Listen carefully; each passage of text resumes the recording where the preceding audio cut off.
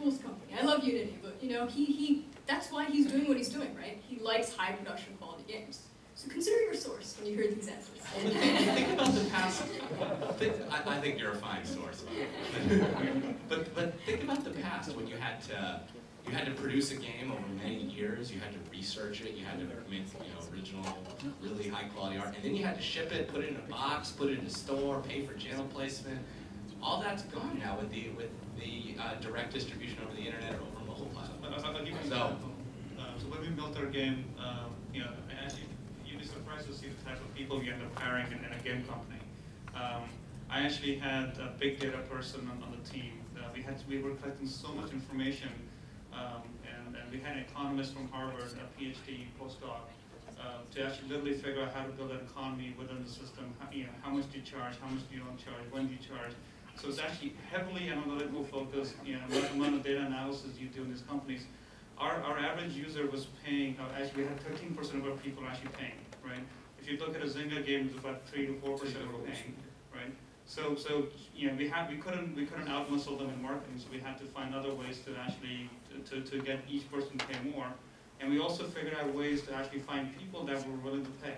Right. So for example, I could blanket and sort of say acquiring a user in the US costs me $2 a user or $1.5 a user. But if I can blanket Turkey, for example, I can get them for 20 cents a user, and they invite their friends back in the US, and I can actually get the US user for cheaper, right? So you come up with all these other things that actually, so you can run around your bigger competitors and actually get the same results back, right? So when you look at this deep analytical sort of focus on some of these companies have, and you have to build those pieces up. I mean, we couldn't afford to hire these big data person if you were a 3-person shop, right? So as you become larger, I think you have some of these pieces that help you sort of get there. So we actually stayed away from getting people to download for dollars because we knew that the lifetime value of the user was a lot larger if we were free to play initially, get them to try. And it's sort of like, I'll use the word, it's sort of like getting them hooked on cocaine initially. You want to give the first one for free, and then they'll keep coming back for the refills, right? And that strategy actually worked extremely well for us, right? Can I chime in defense of the bootstrapped lifestyle game developer? Because I feel like we're focused so much on the high end here that we're losing track of the fact that that can be a really exciting way to make a living too. And if I told you you could quit your job, not do anything else, and very quickly within 6 months generate $1 million a month in revenue and $750,000 a month in profit, that's a pretty exciting, so what if at the end of the day that this will last for 2 or 3 years and then you'll be on your island somewhere, sailing your yacht around. So Would you invest in it? Absolutely not, but that's because that's not what I do. I'm looking for the next Zynga. That was Mario's question. Okay, we'll try. But I feel like that's an equally viable and in some ways equally admirable road to take in the mobile gaming landscape. And there's lots of great examples of it. So I actually want to make a comment on. I got one example over that. So there's a studio called PlayForge in San Mateo, the hit game Zombie Farm. That came from one guy. His name is Vince McDonald. It was a side job. He had tried game after game, and he said to his wife, "Just give me one more chance. I'm just gonna make one game, right?" And it hit, right? Now it's like a 30-person company, but he's never wanted to build like a large-scale company, right? He had every single VC calling him, people like Ethan calling him, "Hey, let me put some money in you." And I saw some of his emails. They were like, "Sorry, no thanks." Right? That was it. It was like, trying to be courteous or even take the call. But he has, now he's able to really feel his creativity. That's what he wants to do. He wants to make a game. He doesn't worry about the business aspects. He has no aspirations for world domination.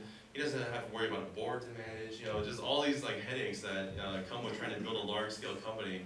He doesn't deal with any of that, right? He has a great lifestyle. He has, and he gets to run the company exactly the way he wants to run it. So there's something said about that, right? So how many people here actually have built a game or want to build a game?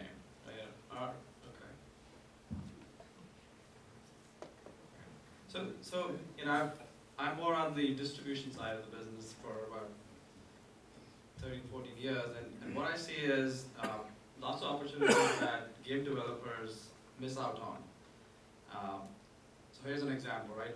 On our BlackBerry platform, If you add 3 lines of code to make your app what we call BBM enabled, you can get millions of downloads because it's very easy to recommend your game to your friends, right? The other thing is with platforms, there's lots of fragmentation. If you don't port your game to the latest, biggest device, you could miss out on lots of sales, right? So there's lots of sort of low-hanging fruit opportunities that game developers are not aware of, not taking advantage of. Don't forget BlackBerry. I think that's a plug there for Not just on BlackBerry. BlackBerry Messenger is very popular. I can concur with that one. In certain markets, it's definitely very, very popular. So I actually wanted to make a quick comment on production quality before we move away from that, which is that, so everyone here I'm sure is familiar with the lean startup thing that you make a minimum viable product and you take it out. So similarly, games, there's a minimum viable slice. You know, it's not as minimal as a consumer web startup can get away with being. And what we've seen as more and more companies are competing, production qualities are going up, a lot of guys who were in traditional gaming are coming into more mobile and social gaming, is that minimum viable slice is actually going higher and higher in production quality. It's not quite where a full-fledged console game is, but it is getting much, much, much better. So if you're starting a game studio now versus like 7 months ago, you have to focus a lot more on making sure that even if it is a free game, it looks and feels a lot better because look at what you're competing with out there. Okay, let's shift gears now. Let's open it up for the audience to ask some questions and then trying to get your questions and thoughts on the discussion. So it's open. Please, who's got some questions?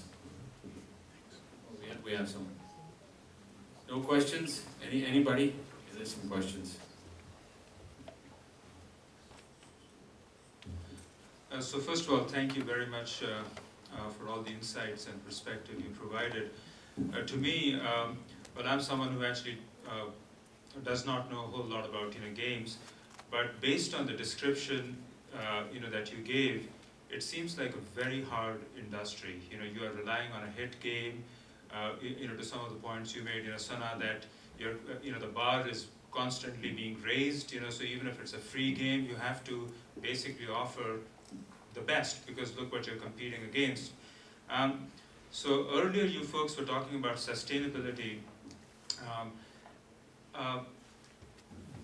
What are the 2 or 3 sources of sustainable advantage and IP in this industry? I really haven't heard anything that goes to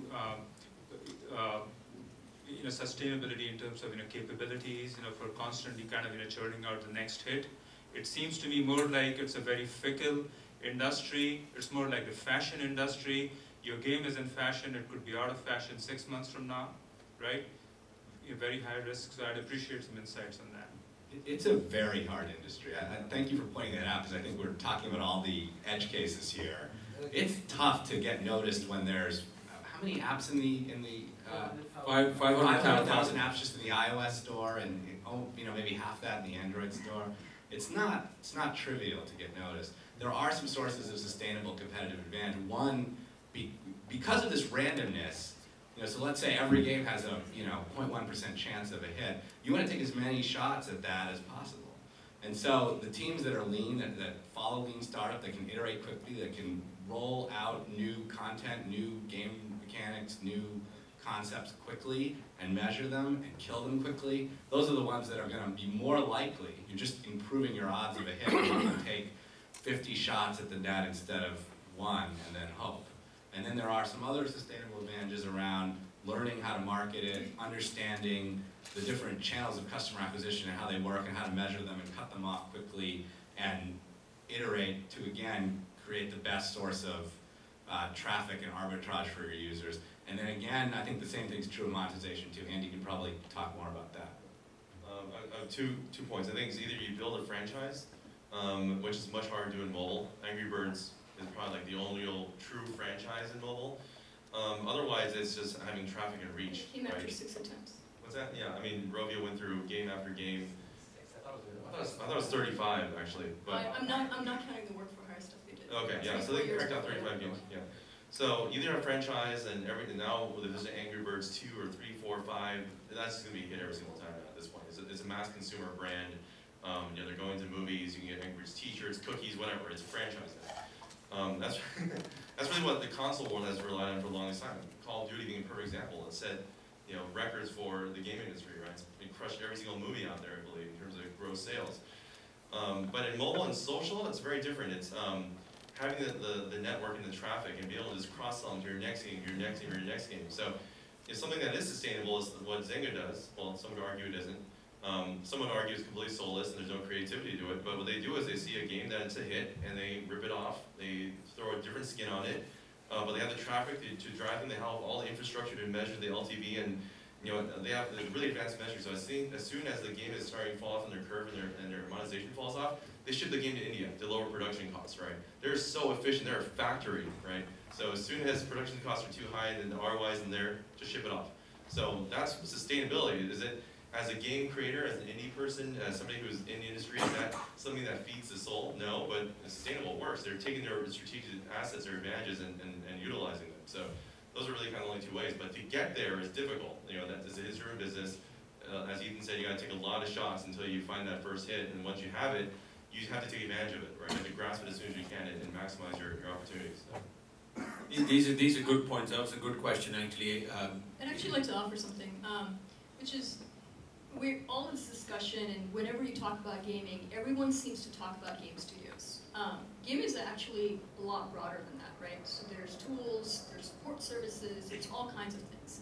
And a lot of VCs actually like those other spaces more because it's just like consumer web. You know the number of people with a problem, and if something is solving that problem, you can see out the other end, okay, this is how much I could expect this company to be making. So here are a couple of markets for you to think about. These are not making game markets. So one of the things that happened on mobile was that in order to beat the charts and to get on high, a lot of folks bought cheaper users in other markets. So a lot of Western game developers have these games, huge games, with cheaper users in other markets that don't monetize that well, mainly because there's no monetization infrastructure back in those countries. So Latin America would be an example.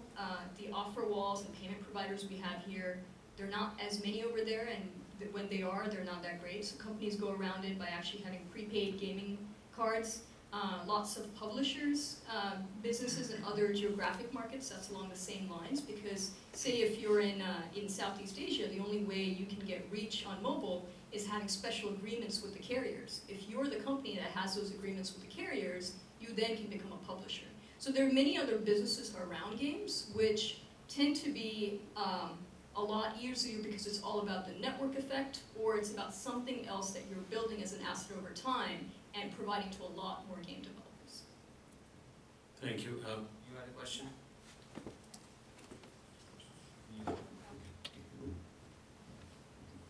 So for gaming, it matters a lot on both technical and creative. And when I say technical, it's strategic, it's marketing, it's how you're strategizing your game and putting it out there. But it still matters on the creative element of what's in the game and what's unique about the game. And I kind of want to just ask your stance on the beginning, what matters more, how does it shift, what do you feel about it, basically? I can take this one. So I think, so we always looked at, when we were building our games out, there was two factors that came into play. You can always optimize the hill, right? So this is where the metrics, all the things you look at, you have a game, you already have the product, and how do I squeeze as much as I can, which is the technical side, right? But that will never get to the next mountain, right? And I think, what we forget about, nowhere in the discussion today we talked about the fun factor in a game, right? And at the end of the day, if it's not fun, it doesn't matter what you put into it, it's not going to work, right? So and how do you measure fun? So, and that's the hard part, right? That's very hard to actually figure out what's going to work. It's very subjective, right? It's very subjective, and I think this is where the artistic part, having the right team, having the team that works well together, the studios can produce, and I think, and even if you have the perfect, sort of rock star team, you can still produce a game that's a dud, right? Or you could have the opposite effect, right? So that's where the fun part is as well. I mean, as a team, as you're developing stuff, you learn, you get to play stuff yourself. And then when it hits the market, and you can do user testing, you can figure out what builds. So when we build a game, for example, we would build, let's say, 12 hours of gameplay, right? So I don't want to put too much money into it. I'm going to get the game out. If it doesn't work, okay, I didn't put too many resources behind it. If it does work, then I can double down on it and actually build new chapters on top of it, right? So you never actually, it's not like a console game where you better have the damn product ready before it ships out, right? You spend 18 months, hold up at 200 people, you build the game out. Other case, you have 5 to 10 people building the game.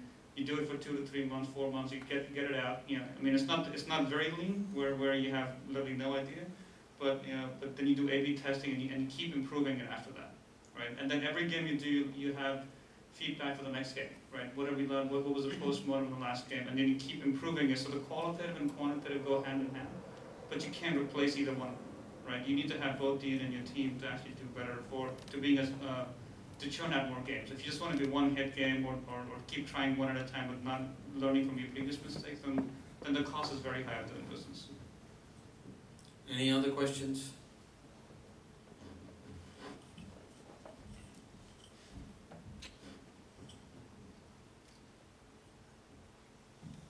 So I see mostly we talk about games, it's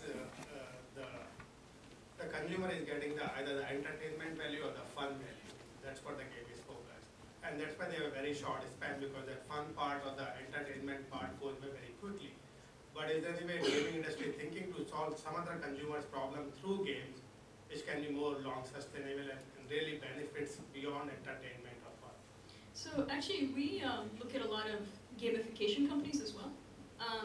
And so what that is, at its basic level, if you look at some of the big gamification companies that have gotten a lot of investment, it's adding game mechanics like badges, rewards, things like that to things that people may not necessarily want to do.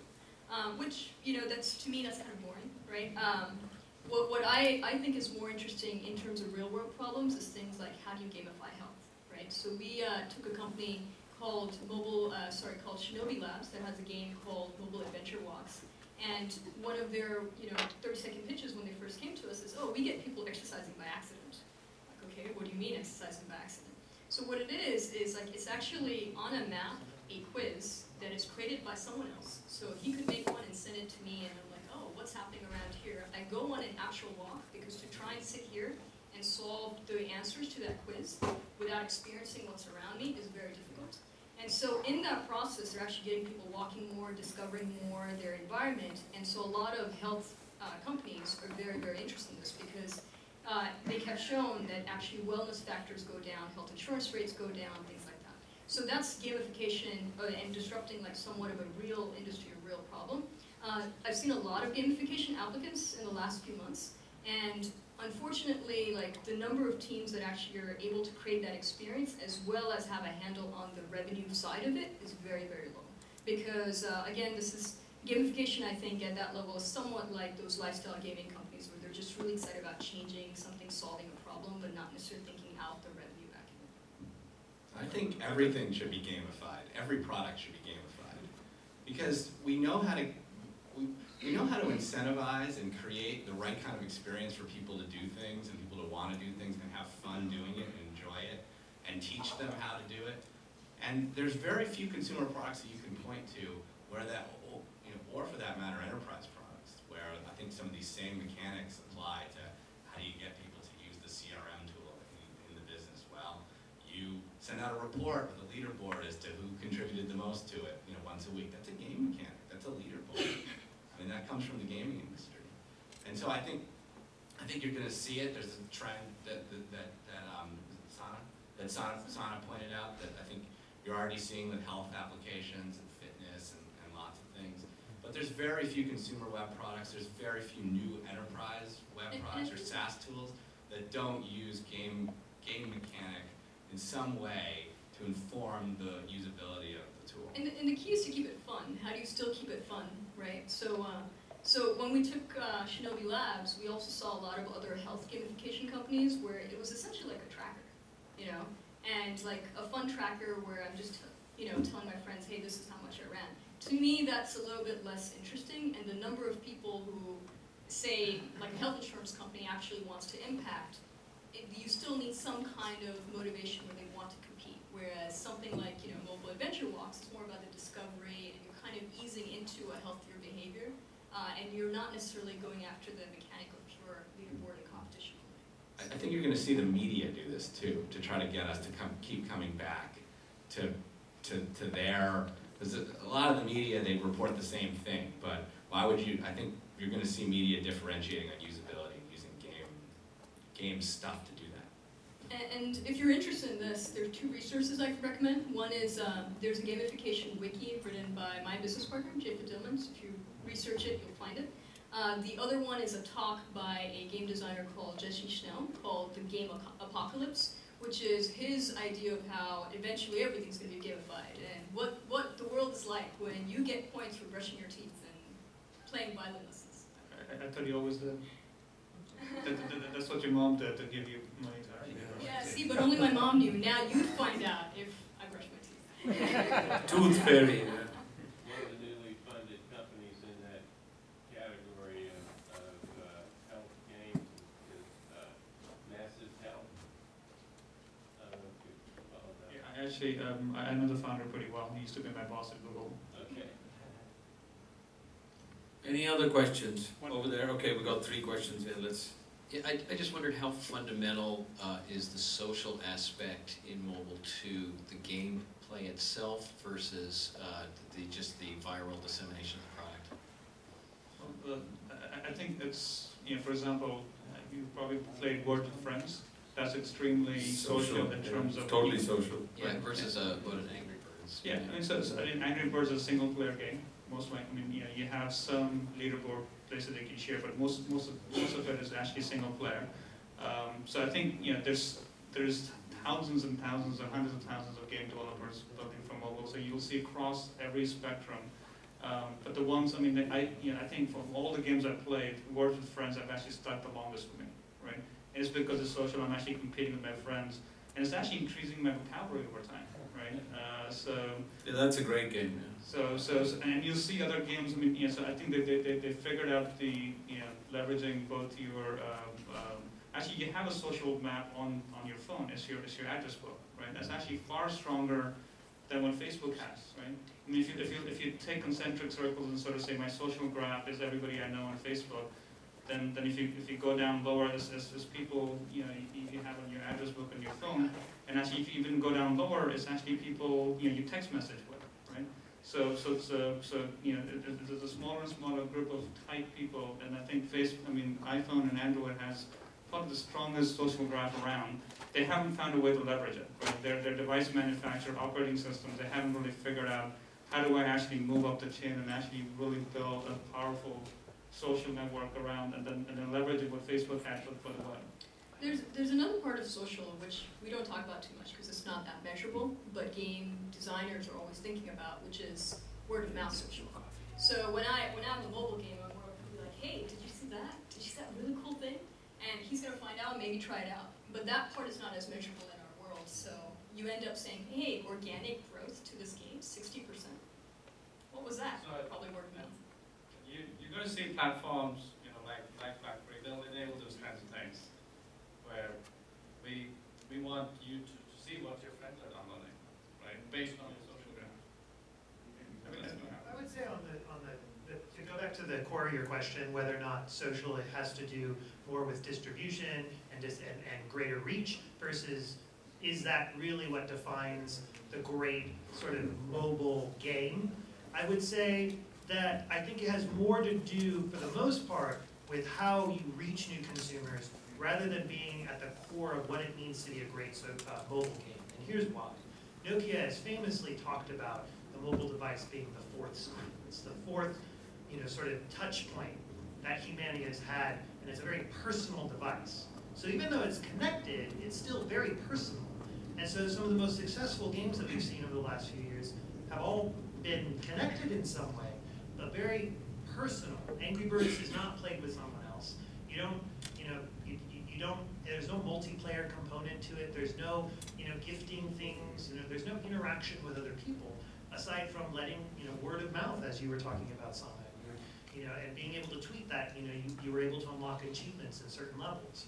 So I think, that's what makes the discussion around Zynga such an interesting one, because they're so eager to have relevance on mobile, and some of their games do resonate with users. stores. And I think Words with Friends is a good example. Scramble with Friends is another one. They have a poker app which is consistently ranked in the top 5 overall in the iOS store. But those games make sense for a mobile audience. When you think about playing poker, you know, a couple of hands is a minute or two. That's all the time you have when you're playing a mobile game. So a connected sort of Facebook-like style game on a mobile device just doesn't match the sort of context that the average mobile user is in. Something not to lose track of here is that the mobile platforms today, I agree about all the potential, but the mobile platforms today have not shown anywhere near the amount of virality that you saw on social platforms. Absolutely. It's an order of magnitude difference. You have games on social platforms. Farmville was the biggest. They had 60 million players a day. There's no game on the mobile platform that comes within, you know, a 40th of that.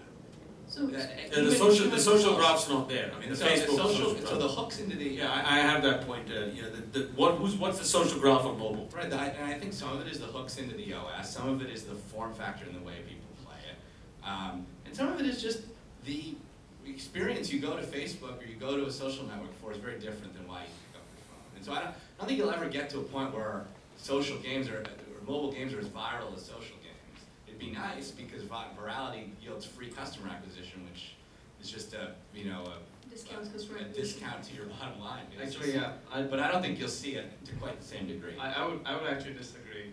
Yes. I think the reason you haven't seen the virality is the mobile platforms, they, by their nature, they iterate at a slower pace. But their reach is going to be far bigger.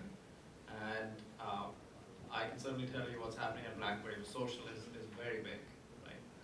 And it's around the corner, it's going to be bigger. Yeah, but what's the service that I'm hooked onto all the time? I mean, Facebook, I'm hooked onto that service. On mobile, I make a phone call, I disconnect. It's sort of, I'll tell you, right? So to Manu's point, there's this concept of close ties and not so close ties. So the people on your phone book, the people that you're BBMing with or texting with, they are your close friends. If I recommend an app or I want to play Words with Friends with one of those guys, my interaction with those is going to be a lot more frequent, right? As opposed to people I went to high school with on Facebook. So the level of interaction and contact you have on a mobile is far deeper. I guess I agree with you that the potential is there, but there's so much friction in the experience to date that it's hard to imagine you'd have a situation where, which you had on Facebook for a long time, where you'd be playing something and 600 people in real time knew you were doing it, and 5 of those people actually took an action based on it. That seems unlikely on mobile. I don't think I don't know BlackBerry's plans, but I don't think iPhone or Android, which are the dominant, the platforms that matter right now, are gonna just start pushing notifications into people's feeds with that, to help game developers, get a more sticky product. That seems unlikely, but what we're all finding, or all the mobile platforms, is user engagement, right? And you'll see all kinds of tactics come up. but RIM has a new CEO, so I think he's working on that. Anyhow, we had one other question over there. Any more questions? All right, so I think we're getting close to the time to wrap up. So I'm going to go around the panelists and just ask them, what some of their favorite games are, so that we can get some recommendations to have some fun when we get home tonight on our tablets and mobile phones. So we'll start with you, Manu. What's some of your favorite games? Well, my favorite game is Words with Friends, and followed by obviously Angry Birds. Those are the 2 games on mobile that I play very consistently, and then I think that's it for me. play all of the Outfit 7 games. I love those games. It's like something news, talking news, I can't remember.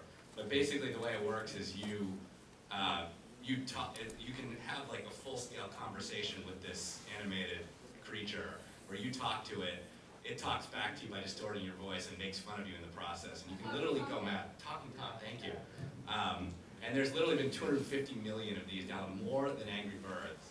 And it's not just kids playing it, even though it seems like a kid's game. It's like a Siri. Talking Tom, thank you. It's like a Siri. You can slap the dog, and it gets Talking News, Talking Tom, Talking Parrot, Talking Cat. Anyway, Outfit 7.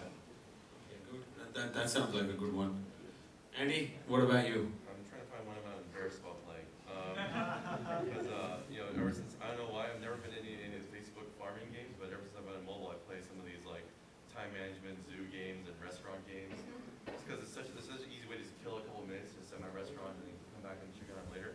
I would recommend, I definitely recommend Where's My Water? That's from Disney. It's a super fun game. It's how to describe it. It's kind of like a puzzle game, but you basically have water at the top, and you have an alligator at the bottom that you have to feed. But you have to like drag and open up dirt and let the water flow to a certain angles, and there's traps and all that. And it's really hard to explain, but it's extremely fun. I mean, I was testing because they're one of our advertisers, and I started playing it, and I ended up like getting to a meeting room and playing for 2 hours and pretending like I was in a meeting. So yeah, I mean it was really fun. I have 2 games that I'm just absolutely addicted to Call right of now. Duty? Not Call of Duty. Okay, just I'm making actually sure. not a huge Call of Duty gamer. One is called Super Crossfire. I'm sure all of you are familiar with Space Invaders. It's kind of a modern take on that. So it's Space Invaders, but you can fight on either the top or the bottom of the screen. So it's on iOS. You can download it for iPad or iPhone or iPod Touch. And basically, you just move your guy, your ship on the bottom of the screen, and as soon as the bullets from the aliens are about to touch you, you tap it, and you go to the top of the screen, and you just flip back and forth. It's an incredible game. One guy did it all by himself, and it is amazing. I would highly recommend you download that, as well as any of his other games. They're brilliant. The company is called Radiant Games. The other game that I play every morning on the way into the office is called Welder. It's a word game by a company, publisher called Iopa Games. The developer is former Rockstar developers. You might know Rockstar from Grand Theft Auto. It's a company called Highline Games. A couple of guys that made this really just addictive word game, really tough. I'm not learning a lot of words from it actually, because I make a lot of little itty bitty 4-letter words. But great game, 99-cent download, totally worth it. What's it called again? Welder, and it's an acronym, so W.E. etc. So I'm actually not a gamer, but my 6-year-old right now is playing Cut the Rope. It's been out for a while. It's a nice little game. I'm sure It's not single game. So I was looking at my iPad to see what I played last. So there's a game called Spirits, which I really like because of its design, and you're supposed to try and get a spirit to a certain point. And another game that's similar to that, but it's actually with, there's obstacles and you're trying to blast them, kind of like Minesweeper, but with a more fun 2-player interface as well, and it's called Bombastic. So I think as Words with Friends probably takes most of my time in between, and then, but I try literally a new game every few days, because I just love trying new games out, and I also get bored pretty fast too. So the latest one I've been playing is one of my old company's games called Yeti Town, and it's a time manager, so it's sort of like a Farmville, but it's just on the mobile. All right, thank you everyone. Appreciate the panelists, appreciate everyone listening. Hopefully you learned a little bit more about mobile games, and at the end of the day, have some fun, play the games, and make some developers happy on the way. Thank you very much.